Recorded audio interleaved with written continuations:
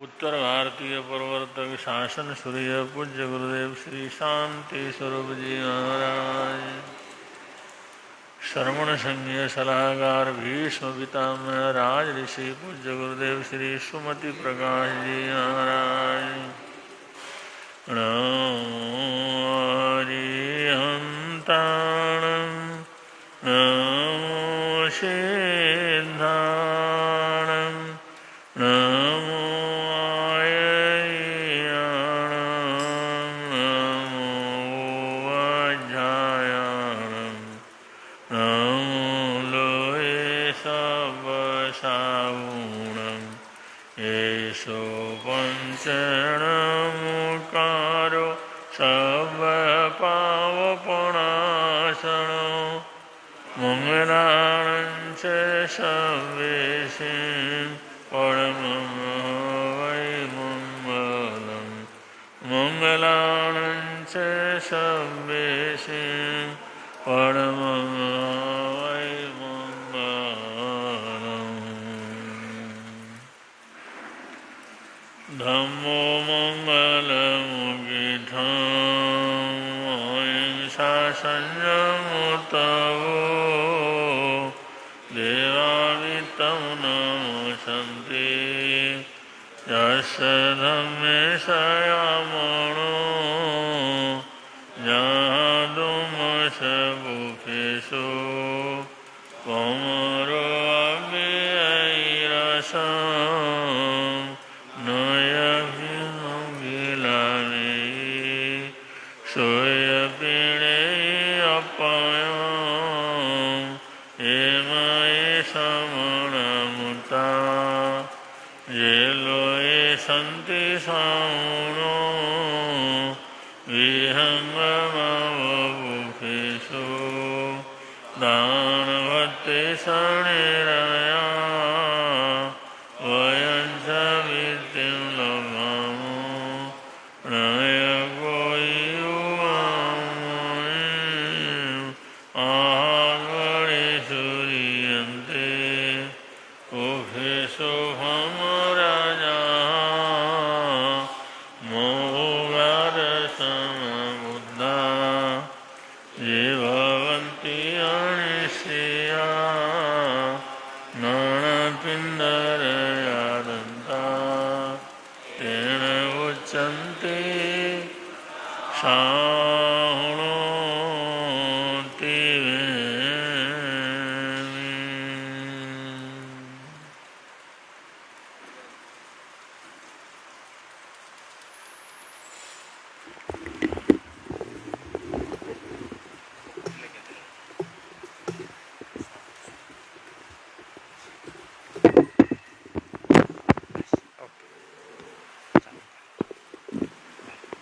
बोलिए पंच परमेष्टि भगवान की। कुछ पल की जिंदगी का एक रोज सबको जाना, कुछ पल की जिंदगानी एक रोज सबको जाना। बरसों की तू क्यों सोचे, पल का नहीं ठिकाना। बरसों की तू क्यों सोचे, पल का नहीं ठिकाना। कुछ पल की जिंदगानी मल मल के तूने अपने तन को है जो निखारा। इतर की खुशबुओं से महके शरीर सारा। मल मल के तूने अपने तन को है जो निखारा। इतर की खुशबुओं से महके शरीर सारा। काया न साथ जानी, काया न साथ जानी, ये बात ना भुलाना। बरसों की तो क्यों सोचे, पल का नहीं ठिकाना, कुछ पल की जिंदगानी। बस एक रोज सबको जाना, बरसों की तो क्यों सोचे, पल का नहीं ठिकाना, कुछ पल की जिंदगानी। मन है प्रभु का दर्पण, मन में इसे बसा ले, करके तू कर्म अच्छे, कुछ पुण्य धन कमा ले। मन है प्रभु का दर्पण, मन में इसे बसा ले, करके तू कर्म अच्छे, कुछ पुण्य धन कमा ले। कर दान और धर्म तो, कर दान और धर्म तो, प्रभु को अगर है पाना, बरसों की तो क्यों सोचे, पल का नहीं ठिकाना, कुछ पल की जिंदगानी। एक रोज सबको जाना, बरसों की तो क्यों सोचे, पल का नहीं ठिकाना, कुछ पल की जिंदगानी। आएगी वो घड़ी जब कोई न साथ होगा, कर्मों का तेरे सारे एक एक हिसाब होगा। ये सोच ले अभी तू, ये वक्त फिर न आना, ये सोच ले अभी तू, ये वक्त फिर न आना, बरसों की तो क्यों सोचे, पल का नहीं ठिकाना, कुछ पल की जिंदगानी। एक रोज सबको जाना, कुछ पल की जिंदगानी। एक रोज सबको जाना, बरसों की तो क्यों सोचे, पल का नहीं ठिकाना, कुछ पल की जिंदगानी। कोई नहीं है तेरा, क्यों करेता मेरा मेरा, खुल जाए नींद जब भी, समझो तभी सवेरा। हर भोर की किरण संग, हर भोर की किरण संग, प्रभु का भजन तो गाना। हर भोर की किरण संग, प्रभु का भजन तो गाना। बरसों की तो क्यों सोचे, पल का नहीं ठिकाना, कुछ पल की जिंदगानी। एक रोज सबको जाना, कुछ पल की जिंदगानी। एक रोज सबको जाना, बरसों की तो क्यों सोचे, पल का नहीं ठिकाना, कुछ पल की जिंदगानी। बोले शासन प्रतिष्ठान भगवान महावीर स्वामी की।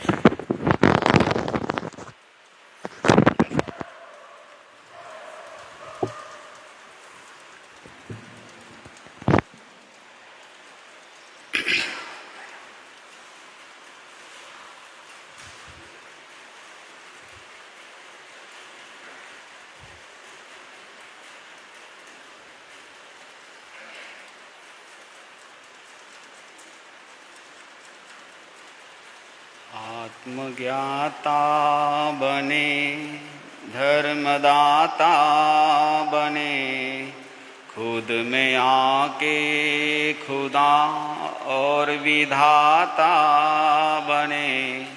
साधु संतों का हमको समागम मिला, अब तो आत्म का कल्याण न पल पल करे।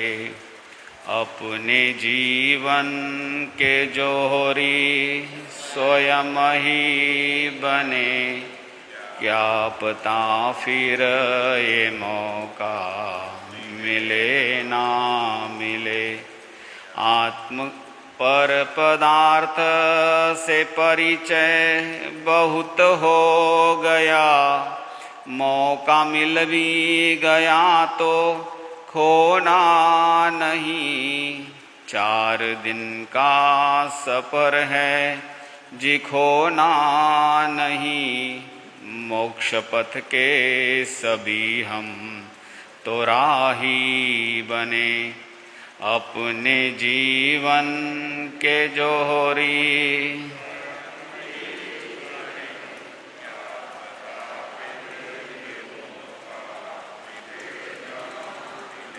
अनंत जीवों की रक्षा भी करना हमें, पाई अनमोल घड़ियाँ लुटाना नहीं। जा रहा है समय घड़ी ये जन्म, जल्दी जल्दी सभी हम तैयारी करें। अपने जीवन के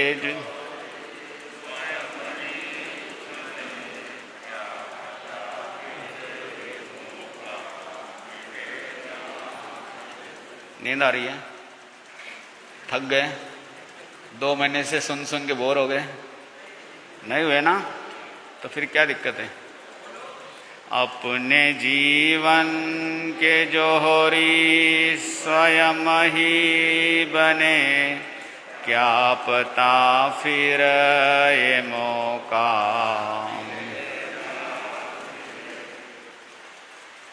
अनंत अनंत जिनेश्वर प्रभु, आराध्य गुरुदेव एवं अत्र विराजित परम आदरणीय परम श्रद्धेय पूज्य गुरुदेव के पावन श्री चरणों में शतशः सुमन।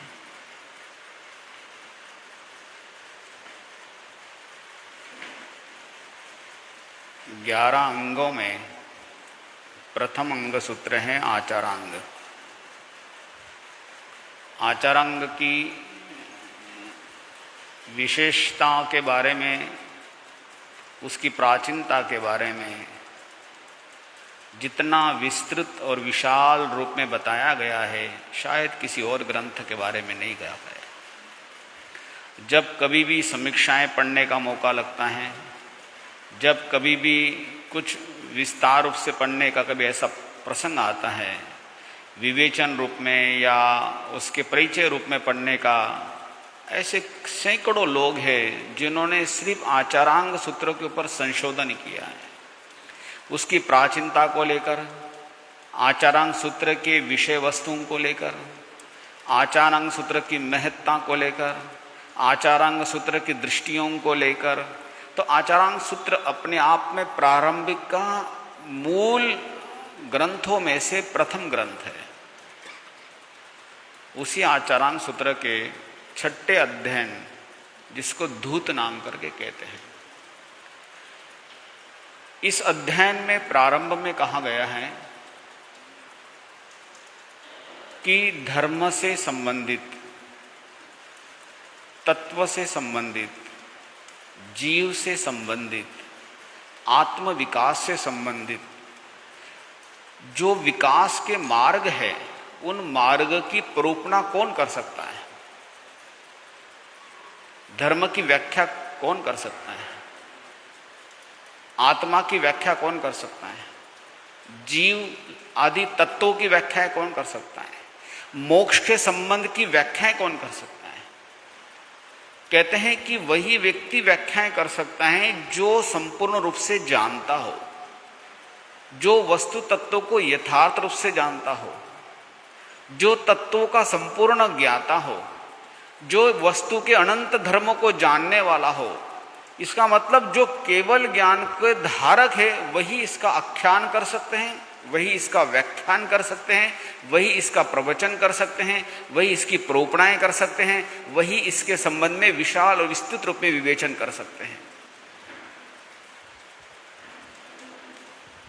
इसके पीछे अगर हम थोड़ा और सोचें कि आखिर ऐसा क्यों कहा, इसलिए कहा गया है क्योंकि ऐसे विषयों की जानकारी अगर कही गई है तो इसके पीछे मूल उद्देश्य एक ही है कि जिस विषय के बारे में हम बात करना चाहते हैं, जिस विषय को आध्यात्मिक रूप में स्वीकार करना चाहते हैं, उसको बताने वाला व्यक्ति कितना प्रामाणिक रूप में है, इसको और बताने का दृष्टिकोण है।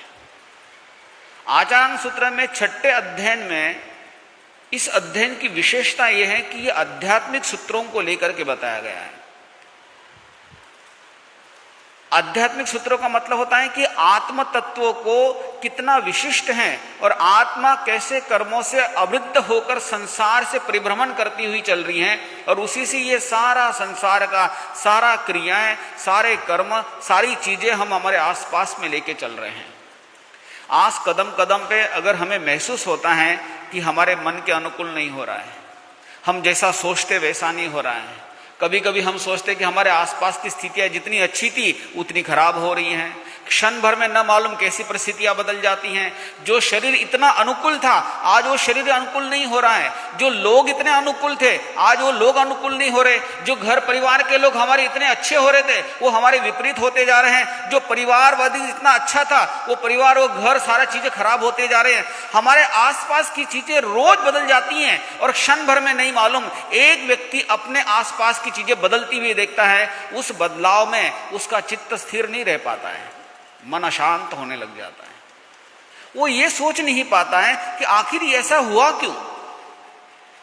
जो वो कारण देखता है वो सारे कारण बिल्कुल सामान्य से होते हैं, ऊपर ऊपर के कारण होते हैं, सामान्य कारण होते हैं, व्यवहारिक कारण होते हैं। इसकी वजह से हुआ, उसकी वजह से हुआ, उसकी वजह से हुआ, उसकी वजह से हुआ। लेकिन जैन दर्शन गहराई से विचार करता है कि सिर्फ आज और अभी इसी व्यवहारिक जगत की अपेक्षा से जीवन नहीं चलता है, निश्चय दृष्टि से विचार करता है। और निश्चय दृष्टि से अगर विचार करना हो तो आत्मा को जानना पहले जरूरी है, आत्मा के बारे में विचार करना जरूरी है। और इसीलिए इस अध्ययन में कहा गया है कि आत्मा के बारे में, आत्म तत्व के बारे में, तत्वों के विशेष विवेचना के बारे में, कर्म सिद्धांतों को लेकर और कर्म सिद्धांत की उससे क्षय होकर के मुक्ति की अगर कोई चर्चा कर सकता है तो वही आत्मा कर सकती है जो संपूर्ण रूप से इस विषय वस्तु को जानती हो। सामान्य नहीं कर सकता है, छद्मस्त नहीं कर सकता है, जिसके खुद के ही आवरण हो वो नहीं कर सकता है। किसी विषय के बारे में, किसी वस्तु के बारे में वही व्यक्ति अच्छे से बता सकता है जिसका दृष्टि अच्छी हो। एक वस्तु है, ये सुंदर है या खराब है, अच्छी है या इसके अभी मैली है, साफ सुथरी है, इसके बारे में जिसकी दृष्टि अच्छी हो, जिसकी आंखें साफ हो, जिसको देखने में अच्छा है, वही व्यक्ति ठीक से किसी वस्तु के बारे में बता सकता है।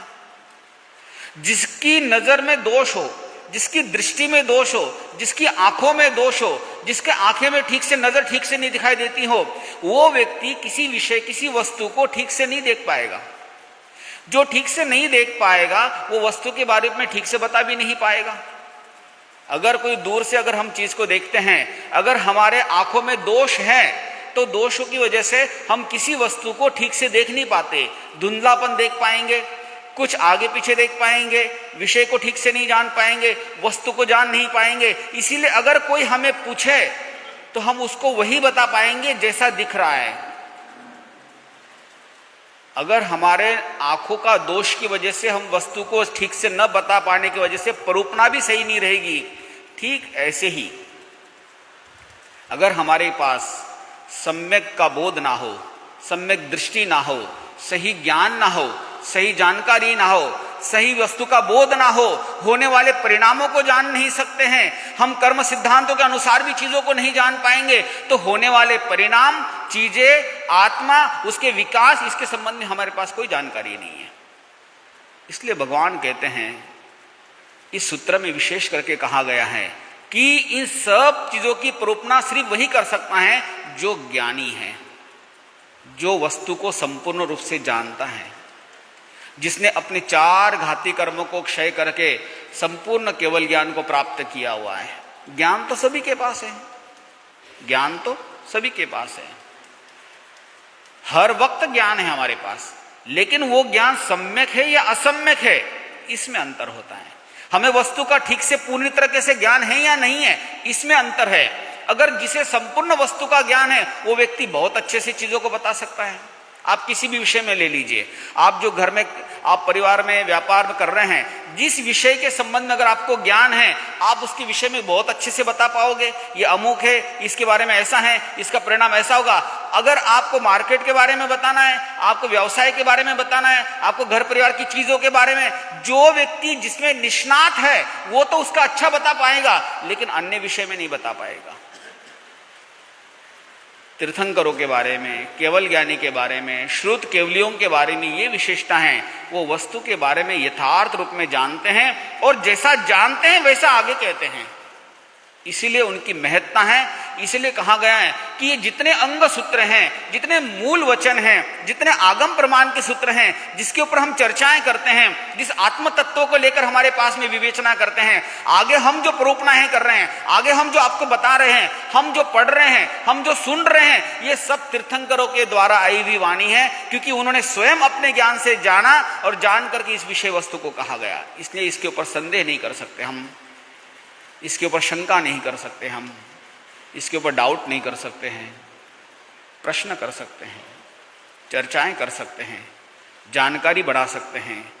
अपने प्रश्नों का समाधान के लिए हम बार बार प्रश्न करके जानने की कोशिश कर सकते हैं, लेकिन जिन्होंने स्वयं जाना हुआ है उसके ऊपर प्रश्न नहीं कर सकते। तो इस सूत्र में सबसे प्रारंभ में यह विषय दिया गया है कि सबसे पहले ये जो प्रोपना है, ये जो विषय वस्तु हैं, धर्म के बारे में, आध्यात्मिक के बारे में, आत्म तत्वों के बारे में, कर्मशय के मुक्ति के बारे में, मोक्ष रूपी आदि अनेक तत्वों के बारे में ये विवेचना कौन कर सकता है? तो वही कर सकता है जो संपूर्ण रूप से इन विषयों को जानता हो।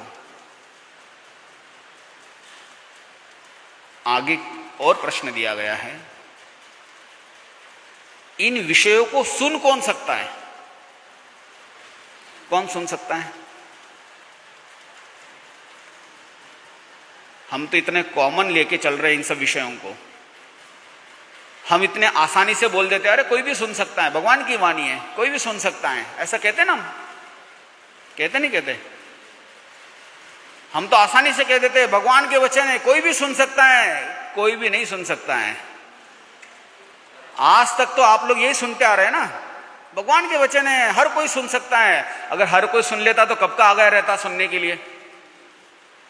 हाँ, हर कोई सुन सकता तो कब का आप इतनी बार लोगों को प्रेरणा देते हैं, हम प्रेरणा देते हैं, हम लोगों को इतनी बार कहते हैं। हर वक्त थोड़े आ जा सकता है, हर व्यक्ति नहीं आ सकता है। इसलिए उसमें कहा है कि 4 प्रकार के लोग हैं जो इस प्रोपना को ग्रहण कर सकते हैं, इस व्याख्या को ग्रहण सकते हैं, इन तत्वों को ग्रहण कर सकते हैं, इसको सुन सकते हैं।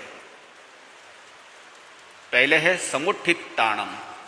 समुत्थित ताणम का मतलब होता है समुद्यत होने वाला। समुद्यत का मतलब होता है सम्यक रूप से उद्यत होने वाला। सम्यक रूप से उद्यत होने मतलब सम्यक रूप से पुरुषार्थ करने वाला।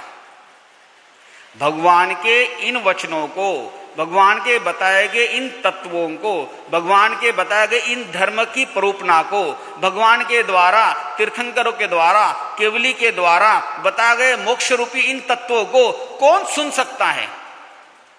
सिर्फ सुनने की बात चल रही है। सुनना मतलब सिर्फ सुनना नहीं, पढ़ना, जानना, चर्चा करना, ये कौन कर सकता है? उसमें से 4 में से पहली बात बता रहा हूं मैं आपको, समुत्थित ताणम। समुत्थित ताणम मतलब समुद्यत होने वाला। समुद्यत का मतलब जो इसमें सम्यक रूप से पुरुषार्थ करने वाला। पुरुषार्थ तो सारे ही करते हैं, नहीं करते? हाँ, हर व्यक्ति कोई ना कोई पुरुषार्थ तो कर ही रहा है, कुछ ना कुछ पुरुषार्थ कर ही रहा है। लेकिन आध्यात्मिक जगत से संबंधित चीजों में कौन पुरुषार्थ करता है? जानने के लिए मन में कौन पुरुषार्थ करता है? कई लोग चर्चाएं तो बहुत करते हैं, बातें तो बहुत कहते हैं, अपने विचार तो बहुत बार बार प्रकट करते हैं, मैं तो नरक को नहीं मानता, मैं स्वर्ग को नहीं मानता, मैं कर्मों को नहीं मानता। नहीं मानता है तो है क्या ये बता दे, फिर उसके बारे में भी कोई चर्चा नहीं करना, उसके बारे में भी कोई जानकारी नहीं लेना, उसके बारे में भी कोई विशेष उसके ऊपर जानने के लिए जिज्ञासा प्रकट नहीं करना, उस जिज्ञासा को शांत करने का प्रयास भी नहीं करना। सुनने के लिए जो पुरुषार्थ करे, जानने के लिए जो पुरुषार्थ करे, पढ़ लिख करके समझने के लिए जो पुरुषार्थ करे, उसको क्या कहा जाता है? समुत्थितानम। वो समुद्यत होने वाला है। जैसे बहुत से लोग हैं, कितने ऐसे माता बहनें हैं, वर्षों से शरीर अभी इतना अनुकूल नहीं है, प्रातःकाल उठते तो ऐसा लगता है कि अब शरीर इतना अनुकूल नहीं लग रहा है। एक बार तो मन होता है कि हिम्मत नहीं होती है, लेकिन फिर मन में थोड़ी देर के बाद भावना जग जाती है कि चलो भगवान की वाणी सुन के आ जाते हैं, शब्द कानों में पड़ आते हैं, सुन करके आते हैं। आप देखिए, एक व्यक्ति प्रातःकाल उठने के बाद उम्र के अनुसार स्वास्थ्य अनुकूल नहीं है, तब भी वो प्रातःकाल उठ करके ये मन में भावना रखता है कि प्रातःकाल में कोशिश करूं, थोड़ा स्वाध्याय कर लूं, थोड़ी सामयिक की आराधना कर लूं, प्रवचन आदि हो तो प्रवचन सुन के आऊं। ये क्या है? समुत्थितानम। उनके लिए ये प्रभु का मार्ग है, तीर्थंकर का मार्ग उनके लिए है। ज्ञानियों ने उनके लिए कहा गया है। उन लोगों के लिए कोई मार्ग नहीं यहां पर जो पुरुषार्थ करना नहीं चाहते हैं। उनके लिए कोई रास्ता नहीं है यहाँ पर जो कुछ पुरुषार्थ करके जीना नहीं चाहते हैं, जो सम्यक रूप से परुपापना नहीं करना चाहते, जो प्रयास नहीं करना चाहते, उन लोगों के लिए यहाँ पे कोई मार्ग नहीं है, कोई स्थान नहीं है। इसीलिए अगर आपको लगे कि कई बार बहुत लोगों को हम प्रयास करते हैं, बहुत प्रेरणा देते हैं, फिर भी लोग आ नहीं पाते हैं, आते नहीं हैं, इसलिए घबराना नहीं। तीर्थंकरों के वचन है, आचारांग सूत्र इस बात के लिए प्रमाणित करता है कि जब तक व्यक्ति के अंदर पुरुषार्थ नहीं जगेगा, जब तक व्यवस्थित सम्यक रूप से वो प्रयास नहीं करेगा, तब तक ना उसको सुनने का मौका नहीं मिलेगा, सुन करके कुछ करने के लिए तैयारी नहीं होगी, मन में ऐसे विचार पैदा नहीं होंगे, मन में ऐसे भाव पैदा नहीं होंगे, ऐसा विचार आएगा ही नहीं जब तक वो समुद्यत। इसीलिए ये प्रभु के जो वचन हैं, तीर्थंकरों के जो वचन हैं, सूत्र रूप में जो प्ररूपना है, प्रभु के जो व्याख्यान है, प्रभु का जो आख्यान है, जो विवेचन है, वो सिर्फ उन्हीं लोगों के हैं जो सम्यक रूप से उद्यत होते हैं, सम्यक रूप से प्ररूपना आगे बढ़ सकते हैं, और किसी के लिए नहीं है। दुनिया में बहुत लोग हैं, अलग अलग प्रकार के देखने को लोग मिलते हैं, इतने अद्भुत है। छोटे छोटे बच्चे भी प्रातःकालीन समय में कभी कभी प्रार्थना के लिए आते हैं, कभी प्रवचन में माता उनको पिता उनको प्रबोध देते हैं, उनको बोध दे करके उनको भेजते हैं, चाहे लोभ दे करके भेजते हैं, चाहे किसी रूप में उनको भेजते हैं। लेकिन ये जो आना होता है, ये जो सम्यक पुरुषार्थ है, ये पुरुषार्थ भगवान के वचन से उन्हीं लोगों के लिए पुरुषार्थी जीव है। मिथ्या में तो पुरुषार्थ करते ही रहते हैं, मिथ्या में पुरुषार्थ करते नहीं करते, बहुत लोग करते हैं। संसार में अनगिनत आत्मा है ऐसी जो मिथ्या कार्य में पुरुषार्थ कर रही है। खाली बैठे हैं और बैठे बैठे सोचते हैं, अरे समय तो खाली बहुत है, चलो घूम के आते हैं। लेकिन कभी मन में ये विचार नहीं आएगा कि खाली बैठे चलो हम सामायिक कर लेते हैं, थोड़ा स्वाध्याय कर लेते हैं, थोड़ा कुछ किताब पढ़ लेते हैं, थोड़ी ज्ञान की जानकारी है। वो खाली बैठा है तो विचार करता है कि बिजनेस कैसे बढ़े, खाली बैठा है तो ये विचार करता है कि मैं लोगों से मिलके कैसे आऊं, खाली बैठा है तो अन्य परंपरा की चीजों को लेकर के अन्य प्रोपनाएं करता है, कर्म बंध के हजारों मार्ग के लिए तैयारी करता है। लेकिन कभी खाली बैठा है, समय उसके पास है, लेकिन कभी ये विचार नहीं करता वो मन के अंदर कि मैं अपने लिए थोड़ा समय निकाल करके अपने साथ कैसे जीऊं। ये सम्यक पुरुषार्थ उसके अंदर नहीं आता है, मिथ्या पुरुषार्थ तो बहुत आता है उसके अंदर। धन उसके पास है, वैभव उसके पास में है, उसको खर्चा करने के लिए प्लानिंग करता है, अलग अलग बहुत लंबी चौड़ी प्लानिंग करता है। लेकिन कभी मैं परोपकार के लिए, जीव दया के लिए, मानव सेवा के लिए, कल्याण के लिए ऐसे मन में भावना नहीं आती है। जिन प्रभु ने धर्म की व्याख्या की है, जिन प्रभु ने अहिंसा की व्याख्या की है, जिन प्रभु ने व्रतों की व्याख्या की है, अनुव्रतों की व्याख्या की है, उसको ग्रहण करने के लिए समुद्यत नहीं हो पाता है। क्यों? क्योंकि वो उसके लिए बने ही नहीं है। ये उसके किसके लिए बने हैं? जो समुद्यत, समुत्थितानम, जो इसके लिए तैयारी करता है, जो पुरुषार्थ करता है उनके लिए बना है, हर एक के लिए नहीं बना है। ये आप समझ लीजिए अच्छे से। बहुत बार हम लोगों कहते हैं, मन में भी आता है, अरे इतनी बार समझा देते लोगों को, इतनी बार कह देते हैं, लेकिन तीर्थंकर प्रभु के वचन है, आचारांग सूत्र के 6ठे अध्याय में बताते हैं कि ये तीर्थंकरों के जो वचन है ये सिर्फ उन 4 व्यक्तियों के लिए है और किसी के लिए नहीं है। तो पहला कौन सा है? समुत्थितानम, जो उद्यत होता है, जो पुरुषार्थ करता है, जो प्रयास करता है, सम्यक रूप से परिपालना करता है, सम्यक रूप से प्रयास करता है, उन्हीं लोगों के लिए बना हुआ है, हर किसी के लिए नहीं बना हुआ है ये सब चीजें। तो सम्यक रूप से प्रयास करने का जो प्रयास करता है, भगवान के वचन, भगवान की वाणी, तीर्थंकरों के वचन, ये तत्व की प्रोपना, मोक्ष का मार्ग के संबंध में चीजें, ये सिर्फ उन्हीं लोगों के लिए बनी और किसी के लिए नहीं बनी है। नहीं तो दुनिया में करोड़ों करोड़ लोग हैं, अनगिनत आत्मा है। आप देख रहे हैं संसार में लोग किसी न किसी ऐसी दौड़ में चल रहे हैं, जीवन का आधा हिस्सा एक ऐसी दौड़ में बिता दिया है, फिर भी उनके मन में यह विचार नहीं आता है कि अरे इस दौड़ को रुकाएंगे कब। कभी विचार आता है क्या कि इसको थोड़ा रोक दे, थोड़ा कम करे? आता है? जब कुछ नहीं था तब जो प्रयास कर रहे थे, आज अच्छा कुछ है तब भी वो प्रयास कम नहीं हो रहा है, प्रयास और बढ़ रहा है। सम्यक उद्यत कहां हो रहा है हमारा? जिस घर परिवार में आपने जिंदगी के 70 साल लगा दिए, 60 साल लगा दिए, फिर भी अभी तक मन में विचार नहीं आता है कि 6 minute, 8 minute, 10 minute, 15 minute, 20 minute मैं कम कर दूं इसमें से। आता है क्या? हाँ, निराशा आती है आपको कि अरे मैंने अपनी जिंदगी का इस परिवार के लिए इतना टाइम दे दिया, लेकिन परिवार के लोग मेरे लिए तो कुछ समझते ही नहीं है। इतने ही बार होने के बाद भी हिम्मत नहीं करता है व्यक्ति कि मैं समुद्यत हो जाऊं, मैं पुरुषार्थवान हो जाऊं, मैं इन चीजों को अपना बोसे करके कम करूं, इन लोगों से मिलना कम करूं, ये हिम्मत नहीं कर पाता अभी भी। समुद्यत, भगवान के जो बातें हैं, भगवान की जो परूपना है, आत्म विकास के संबंधी जितनी बातें हैं, या अनुव्रतों से संबंधित जितना विषय वस्तु है, ये सब किसके लिए है? किसके लिए है? समुत्थितानम, जो समुद्यत हो सकते हैं, जो इसमें पुरुषार्थ कर सकते हैं, जो प्रयास कर सकते हैं, उसके लिए है। जैसे आपका बिजनेस है, आपका बिजनेस किसके लिए बना है? किसके लिए बना है? जो व्यापार करना जानता हो, जो व्यापार करना चाहता है, जो उसमें समय देना चाहता है, अगर उसमें आलसपना करे, समय ना दे, पुरुषार्थ ना करे, ध्यान ना दे, जैसे जितना समय देना चाहिए उतना समय ना दे, जितना प्रयास करना चाहिए उतना प्रयास तुम ना करो, तो आउटपुट मिलेगा क्या? नहीं मिलेगा कभी भी। लेकिन हम आध्यात्मिक जगत में समय भी नहीं दे रहे हैं, पुरुषार्थ भी नहीं कर रहे हैं और अपेक्षा करते कि आउटपुट मिले उसका। कैसे मिलेगा? 23 घंटे में से आप अपने बिजनेस को कम से कम 8-10 घंटे देने के बाद भी बचे हुए समय को भी दिमाग लगाते रहते हैं कि इसको कैसे बढ़ाएं और क्या क्या काम करें, अपने फ्रेंड्स के साथ, अपने लोगों के साथ, इधर उधर से हम जानकारी, मतलब 15-14 घंटे लगाने के बाद बिजनेस को 24 घंटे में से 60% आप अपने बिजनेस को लगाते हैं, तब जाकर बिजनेस को क्या होता है? अच्छे परिणाम देखने को मिलते हैं। और यहां हम एक 48 मिनट भी नहीं लगाते हैं और अपेक्षा क्या करते हैं? समाधि में मन लगना चाहिए, मन एकाग्र हो जाना चाहिए। एक माला करते हैं तो मन लगता नहीं है।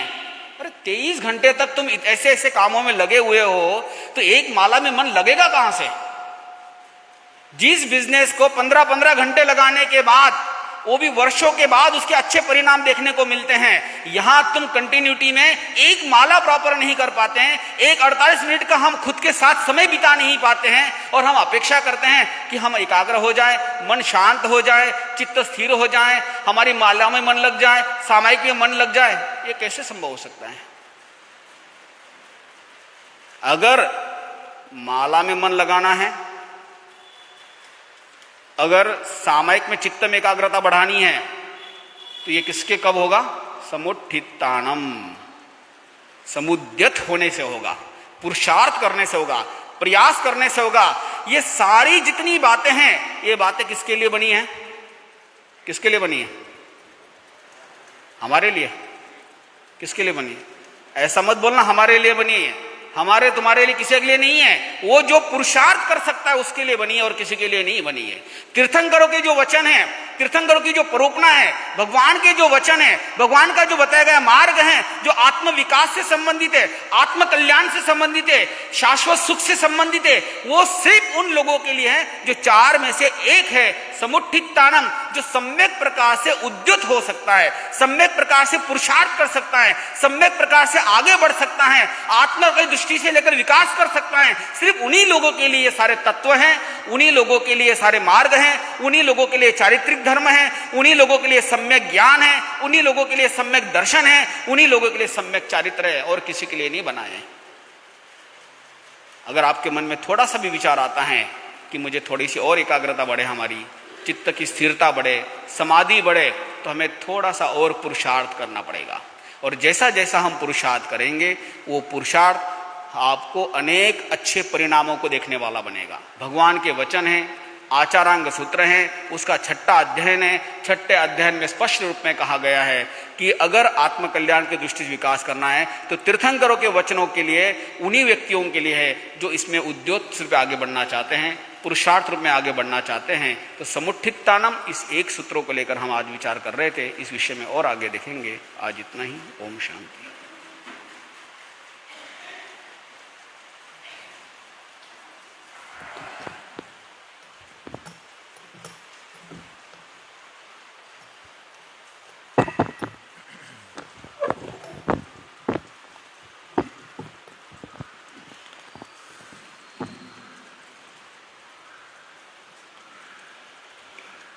त्रिभुवन पीड़ा हरणहार हो, तुमको मेरा नमस्कार। सर्व जगत के अलंकार, प्रणाम तुम्हें मेरा हर बार। तीन जगत के नाथ आपके, चरणों में जाऊं बलिहार। भवसागर के शोषण करता, तुमको वंदनवा। नाम प्रभु का निहाल कर दे, फूल शांति के खूब खिले। मानव जीवन महक उठे तब, सुमति अरु सत्कर्म मिले। बीत रागता ध्येय ध्यान का, सद जाए नर जीवन में। अनेकांत अहिंसा फलित हो, जन जगत के प्रांगण में। अनेकांत अहिंसा फलित हो, जन जगत के प्रांगण में। निसर्गरुई उभयेषाणा,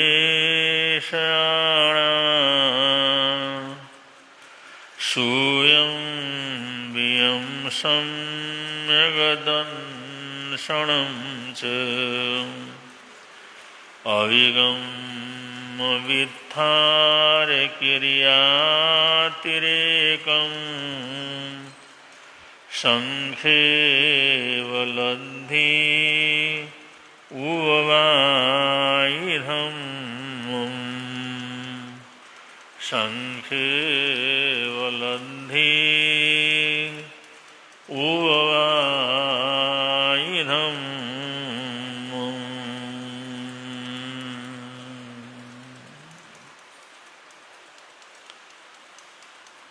शास्त्रकार कहते हैं,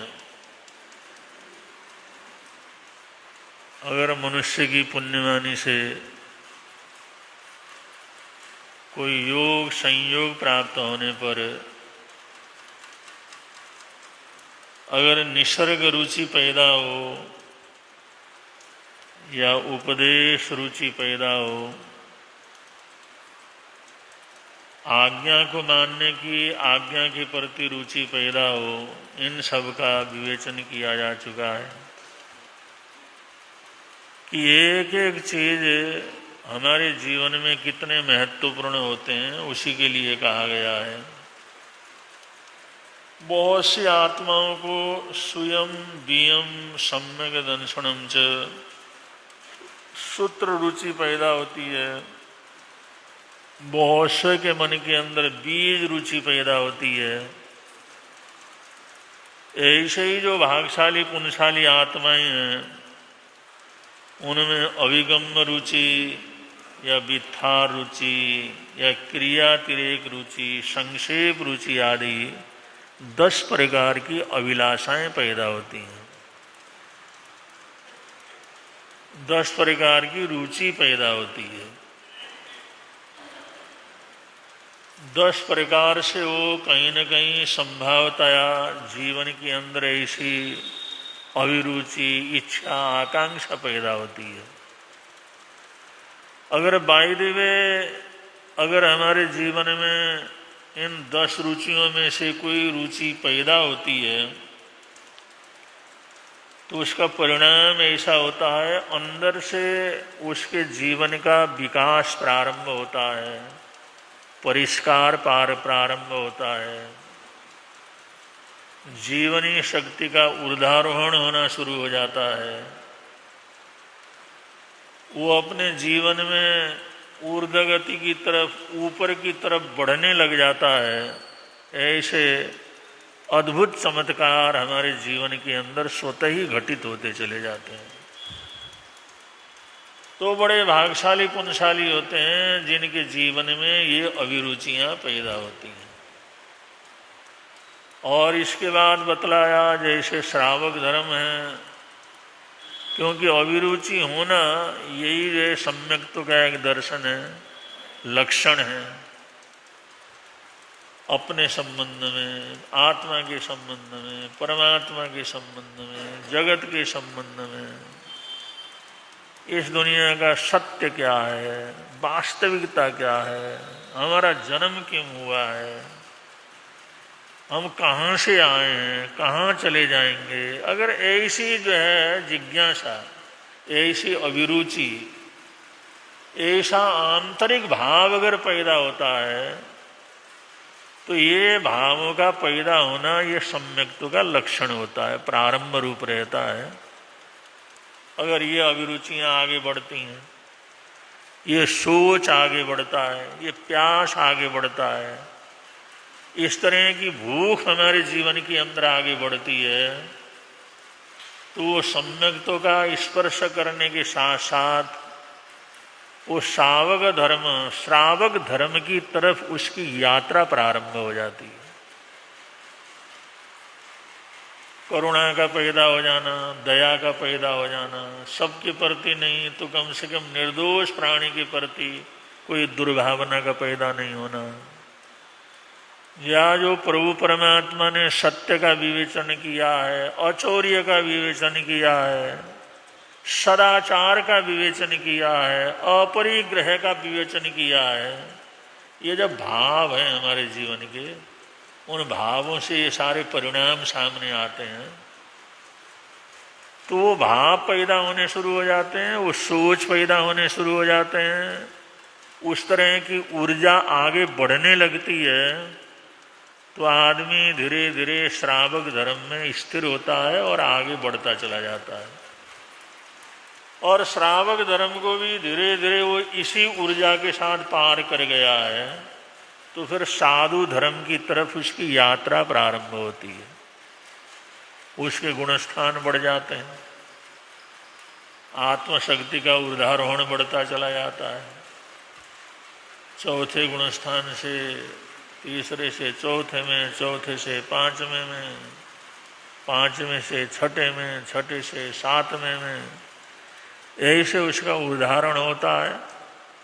और ये उदार होने की जो प्रक्रिया है वो सम्यक्त्व की होती है, श्रावक पने की होती है, साधु पने की होती है। और उससे भी आगे और बढ़ता चला जाता है तो वीतरागता की तरफ उसकी यात्रा क्या हो जाती है, प्रारंभ हो जाती है। 8वें गुण स्थान में पहुंच गया, 9वें गुण स्थान में पहुंच गया, फिर आगे बढ़ने लगा। ये सारे वीतराग अवस्था की यात्रा क्या करती है, कहलाती है। तो इन चीज़ों का आप लोग वर्णन सुन रहे हैं और बड़ी अच्छे ढंग से लाभ ले रहे हैं आप लोग। तो ये अभिरुचियाँ जीवन को किस तरह से परिवर्तित कर देती हैं, कैसे हमारे जीवन के अंदर स्वाभाविक रूप से ये साधु धर्म या श्रावक धर्म अपने जीवन में प्रकट होना शुरू हो जाता है। ये जीवन की बहुत बड़ी उपलब्धि है, बहुत बड़ी सिद्धि है, बहुत बड़ा लाभ है। अनंत संसार के अंदर परिभ्रमण करते हुए जिस जन्म के अंदर ये लाभ प्राप्त हुआ वो जन्म सर्वश्रेष्ठकारी जन्म हमारा सिद्ध क्या करता है, होता है। एक आदमी को उसने मेहनत की, परिश्रम किया, बुद्धि अच्छी चलती थी, पढ़ाई के अंदर टॉप कर लिया, स्कूल कॉलेजों के अंदर खूब अच्छी तरह से नंबर प्राप्त किए, बड़ा मान और सम्मान प्राप्त किया।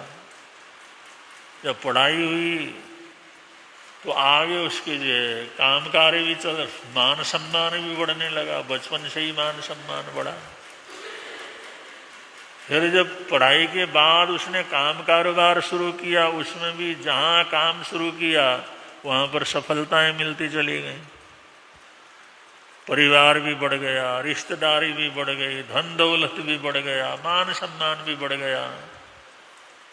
सारे स्वाद उसने जिंदगी के लिए, क्योंकि कोई कोई भाग्यशाली पुण्यशाली होते हैं जिनको सभी प्रकार की चीजें स्वतः रूप से अपने आप उपलब्ध होती चली जाती हैं, वरना उनको उपलब्ध करने के लिए बड़े पापड़ बेलने पड़ते हैं, लेकिन अगले को स्वाभाविक रूप से पैदा हो जाता है।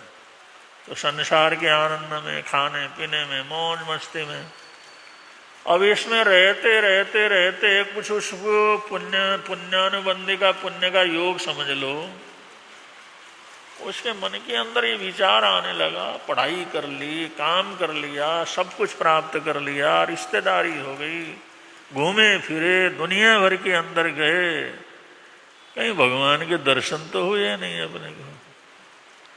ये वैसे ही मान्यता है, वैसे ही लोग कहते हैं। या वास्तव में कोई ऐसी चीज है दुनिया में परमात्मा?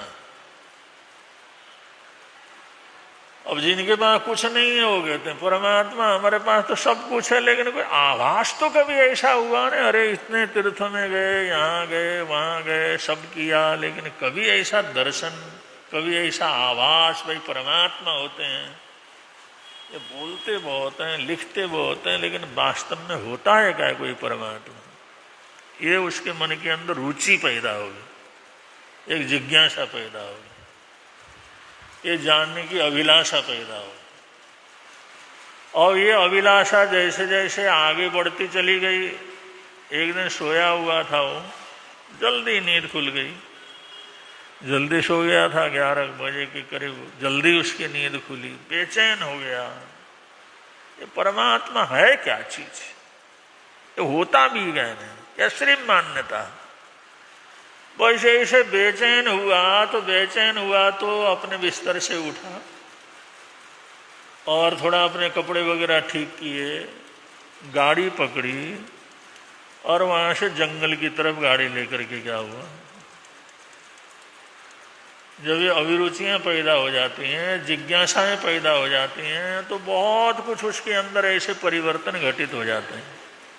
अकेला आदमी एकदम जंगल की तरफ रात्रि के समय 11-12 बजे वो गाड़ी लेकर के जंगल की तरफ क्या हुआ, रवाना हो गया।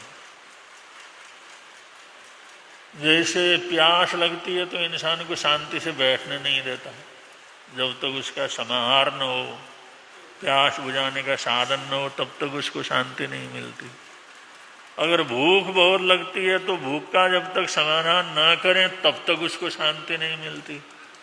ऐसे ही ऐसी रुचि पैदा हो जाती है, जिज्ञासा पैदा हो जाती है, गहरी जिज्ञासा होती है, तो उसको समाधान करे बगैर उसको शांति नहीं मिलती। जंगल में अंधेरे में चलता चला गया, चलता चला गया, धीरे धीरे धीरे आगे बढ़ता चला गया। उसको यही पता नहीं कहाँ जा रहा हूँ, क्या कर रहा हूँ, क्या करना है, कहाँ जाके क्या करना है। बस रुचि पैदा हो गई, अभिरुचि पैदा हो गई, और उसका दिमाग थोड़ा सा ऐसा अशांत हो गया। और क्या परमात्मा होता दुनिया के अंदर है क्या, ये है तो कैसा होता है, क्या होता है। भाई इस जिज्ञासा से रात्रि को अकेले जंगल में क्या कर गया, पहुंच गया। और उधर जाते जाते जैसे ही चला जा रहा था, जाते जाते उसने जंगल में एक तरफ एक मंदिर को देखा। मंदिर है इधर, सड़क की इस तरफ जो मंदिर है, और पहले भी उधर से गुजरा होगा, कभी जाया होगा, लेकिन वो ऐसा ध्यान तो था नहीं यहाँ पर मंदिर वंदिर है। लेकिन आज बिल्कुल अकेला जंगल के अंदर अकेला चला जा रहा था, उसकी कार दौड़ रही थी। देखना इधर कोई मंदिर है और कुछ प्रकाश है उधर जंगल में, मंदिर बस्ती तो कुछ है ही नहीं। अब जैसे वहां से कार से निकला और निकल करके धीरे धीरे उस मंदिर की तरफ जैसे उतरता हुआ चढ़ता हुआ मंदिर की तरफ चढ़ता चला गया।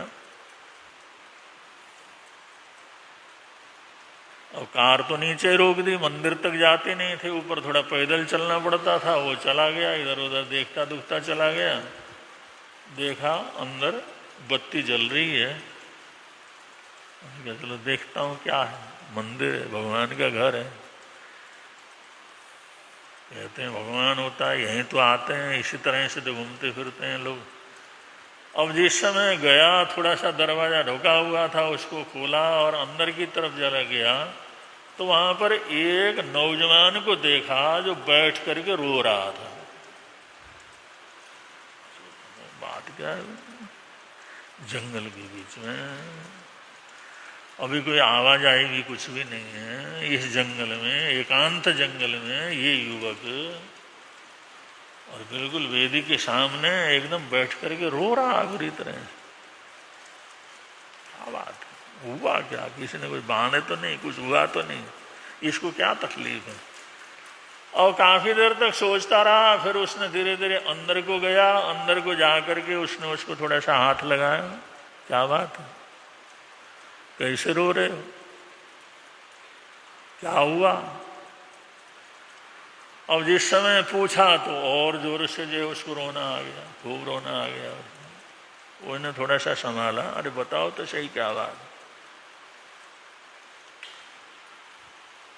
उन्होंने कहा मां बीमार है और बहुत बीमार है, और डॉक्टर ने बोला उसके इलाज के लिए कम से कम 5 लाख रुपया का खर्चा है, और मेरे पास कुछ है नहीं।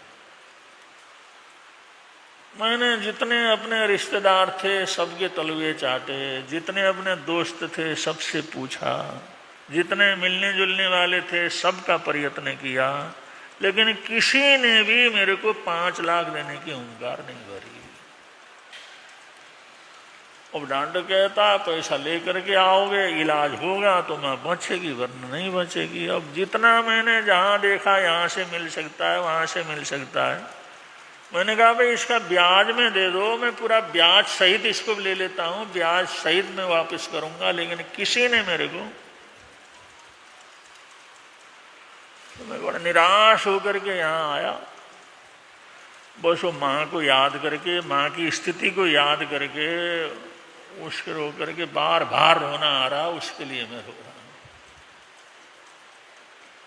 अब दुनिया के अंदर कैसी कैसी घटनाएं घटती हैं, परिस्थितियां हो जाती हैं, उतार चढ़ाव आते हैं। उस लड़की ने जो कार में आया था, उसने देखा माँ बीमार है और किसी ने इसका सहारा नहीं दिया। इस जंगल में आकर के यहाँ पर बैठ करके रो रहा है। उसने अपनी तरफ देखा, भाई पैसे वैसे लेकर के भी नहीं आया मैं।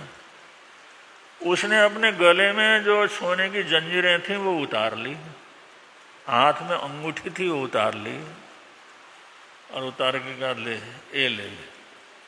वो जो भी उसने आभूषण पहने हुए थे, संपन्न आदमी था, समृद्धि संपन्न था, कार में आया था, उन्हें कहा ये ले।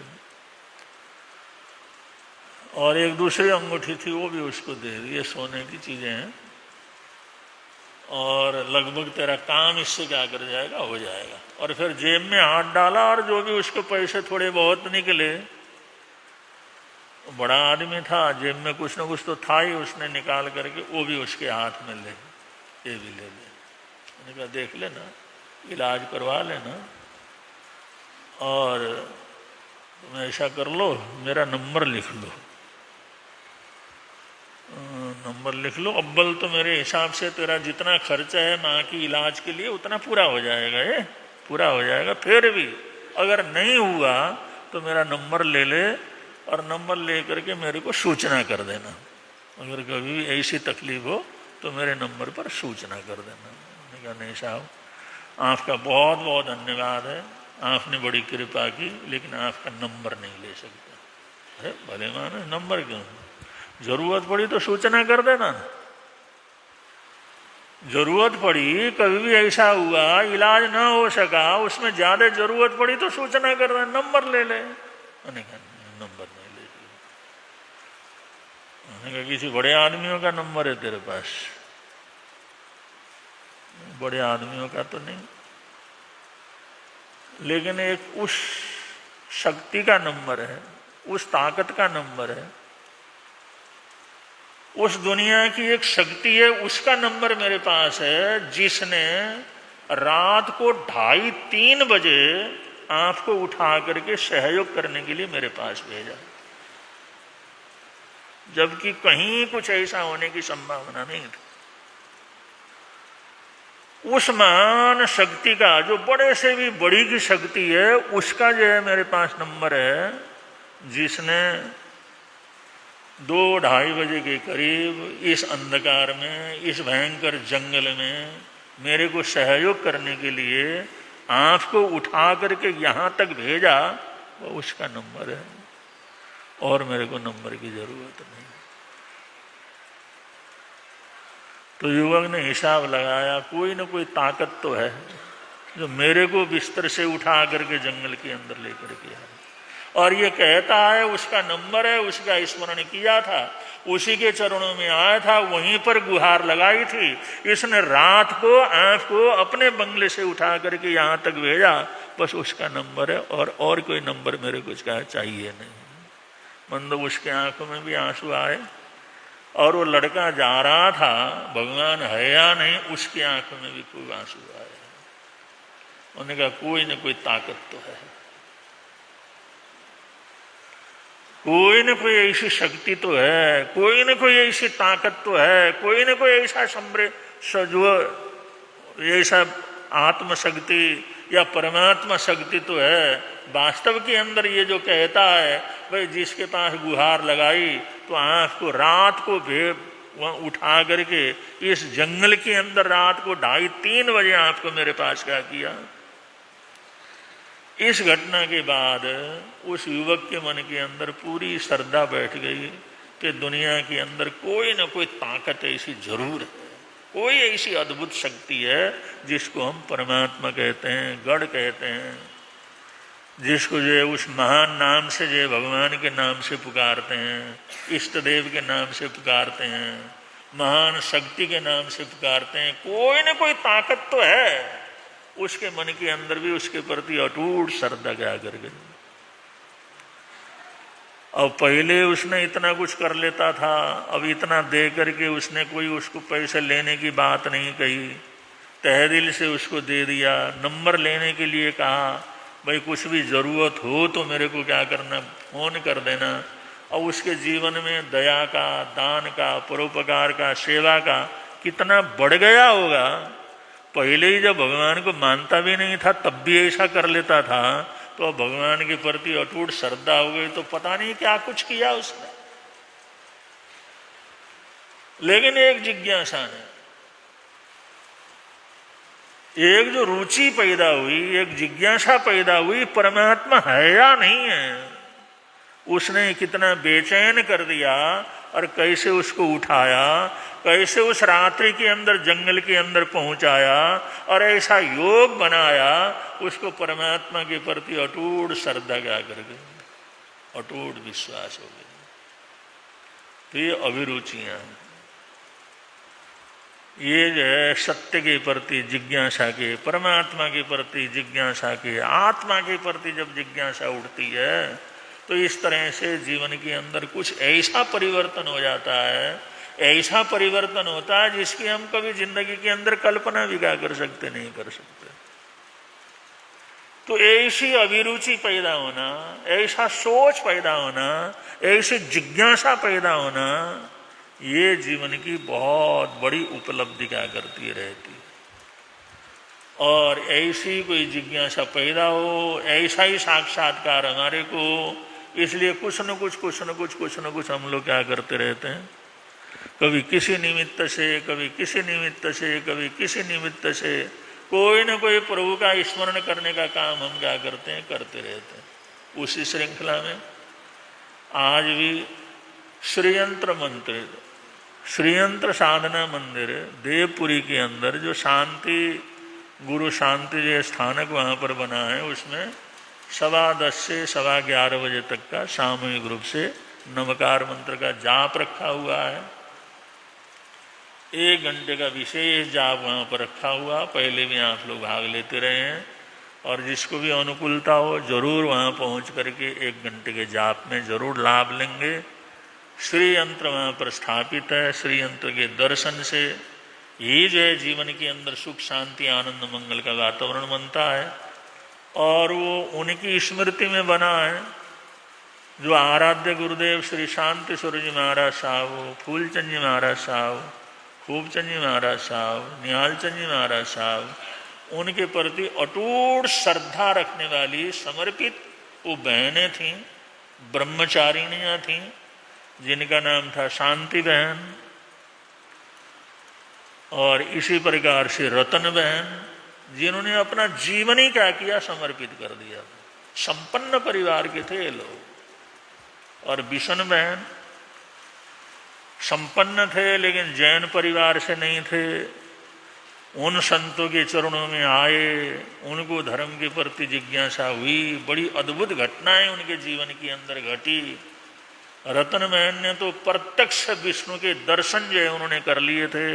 गुरु महाराज के पास शर्त था उनका, क्योंकि वो दक्षिण भारत में गई थी, वहाँ पर अपना जीवन समर्पित कर दिया था।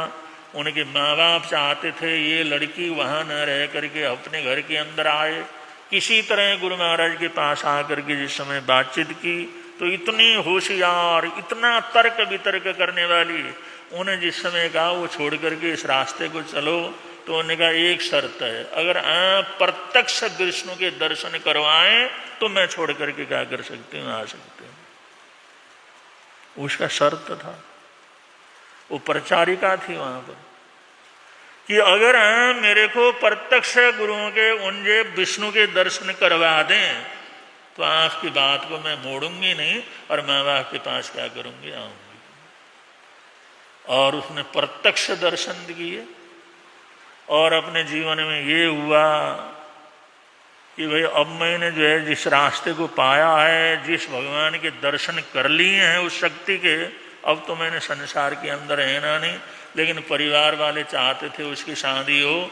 वो खुद कहते थे मैं रात दिन प्रार्थना करती थी मेरा शरीर बढ़े नहीं, मेरा शरीर बढ़े नहीं, मैं छोटी के छोटी रहूं जिससे कोई पसंद न करे और मैं ब्रह्मचार्य आश्रम में क्या कर सकूं, रह सकूं।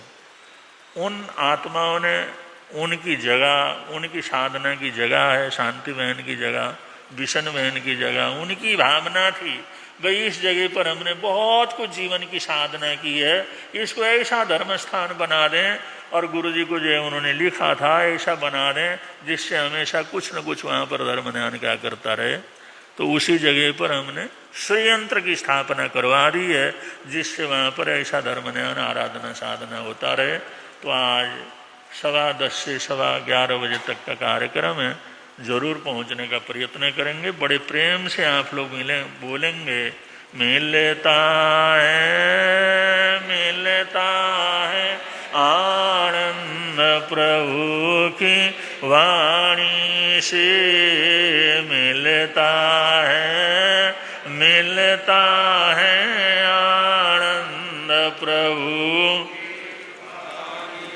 धर्म है लगता प्यारा प्यारा, धर्म है लगता प्यारा, पापों की वह बहती धारा, पापों की वह बहती हो जाती है बंद प्रभु की वाणी से, हो जाती है बंद प्रभु की वाणी से।